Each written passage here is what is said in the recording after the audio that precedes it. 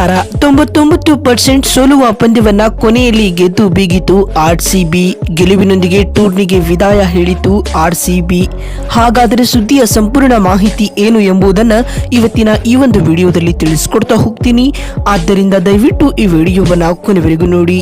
ಆದರೆ ಅದಕ್ಕಿಂತಲೂ ಮುನ್ನ ನೀವು ಕೂಡ ಆರ್ಸಿಬಿ ತಂಡದ ಅಪ್ಪಟ ಅಭಿಮಾನಿಗಳಾಗಿ ಈ ವಿಡಿಯೋವನ್ನ ನೋಡುತ್ತಿದ್ದರೆ ತಪ್ಪದೆ ಈ ಕೂಡಲೇ ಈ ವಿಡಿಯೋಗೊಂದು ಲೈಕ್ ಮಾಡಿ ಮತ್ತು ನಮ್ಮ ಚಾನೆಲ್ಗೊಂದು ಸಬ್ಸ್ಕ್ರೈಬ್ ಮಾಡಿ. ಹೌದು, ವುಮೆನ್ಸ್ ಪ್ರೀಮಿಯರ್ ಲೀಗ್ನ ಕೊನೆಯ ಪಂದ್ಯದಲ್ಲಿ ರಾಯಲ್ ಚಾಲೆಂಜರ್ಸ್ ಬೆಂಗಳೂರು ತಂಡ ಜಯ ಸಾಧಿಸಿದೆ.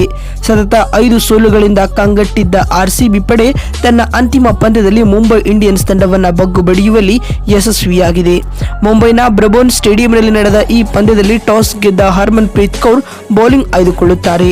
ಅದರಂತೆ ಮೊದಲು ಬ್ಯಾಟಿಂಗ್ ಮಾಡಿದ ಆರ್ಸಿಬಿ ತಂಡದ ಪರ ನಾಯಕಿ ಸ್ಮೃತಿ ಮಂಧಾನ 37 ಎಸೆತಗಳಲ್ಲಿ 3 ಸಿಕ್ಸ್ 6 4ಗಳೊಂದಿಗೆ 53 ರನ್ ಬಾರಿಸಿದರು.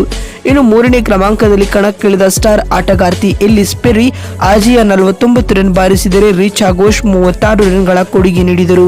ಇನ್ನು ಅಂತಿಮ ಓವರ್ಗಳಲ್ಲಿ ಜಾರ್ಜಿಯಾ ಅವೆರಾಮ್ 10 ಎಸೆತಗಳಲ್ಲಿ 5 4 ಹಾಗೂ 1 6 ನೆರವಿನಿಂದಾಗಿ 31 ರನ್ ಬಾರಿಸಿದರು. ಈ ಮೂಲಕ ಆರ್ಸಿಬಿ ತಂಡವು ನಿಗದಿತ 20 ಓವರ್ಗಳಲ್ಲಿ 3 ವಿಕೆಟ್ ಕಳೆದುಕೊಂಡು 199 ರನ್ ಕಲೆ ಹಾಕಿತು. ಸ್ನೇಹಿತರೆ, 20 ಓವರ್ಗಳಲ್ಲಿ 200 ರನ್ಗಳ ಗುರಿ ಪಡೆದ ಮುಂಬೈ ಇಂಡಿಯನ್ಸ್ ತಂಡದ ಪರ ನ್ಯಾಟ್ ಸ್ಕ್ರೀವರ್ ಬ್ರಂಡ್ 35 ಎಸೆತಗಳಲ್ಲಿ 2 ಸಿಕ್ಸ್ ಹಾಗೂ 6 4ಗಳೊಂದಿಗೆ 69 ರನ್ ಚಚ್ಚಿದರು. ಆದರೆ ಉಳಿದ ಬ್ಯಾಟರ್ಗಳಿಂದ ನಿರೀಕ್ಷಿತ ಪ್ರದರ್ಶನ ಮೂಡಿ ಬಂದಿರಲಿಲ್ಲ.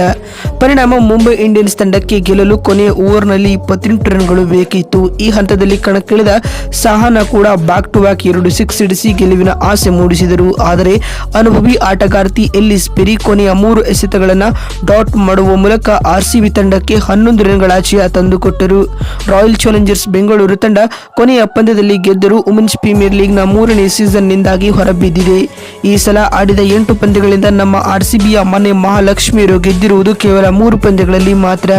ಈ 3 ಜಯದೊಂದಿಗೆ ಆರ್ಸಿಬಿ 6 ಅಂಕಗಳನ್ನು ಪಡೆದುಕೊಂಡು ಅಂಕಪಟ್ಟಿಯಲ್ಲಿ 4ನೇ ಸ್ಥಾನವನ್ನು ಅಲಂಕರಿಸಿ WPL 2025ರ ಅಭಿಯಾನವನ್ನು ಅಂತ್ಯಗೊಳಿಸಿದೆ.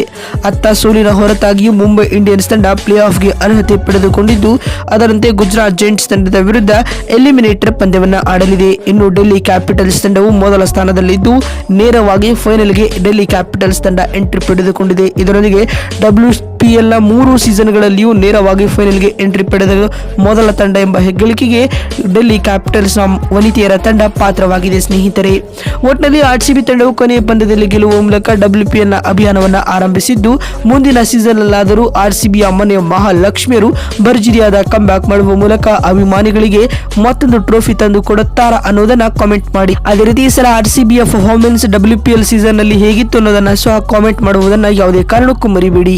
ಮತ್ತೊಂದು ವಿಡಿಯೋದಲ್ಲಿ ಸಿಗ್ತೀನಿ. ಅಲ್ಲಿವರೆಗೂ ನಮಸ್ಕಾರ, ಧನ್ಯವಾದಗಳು.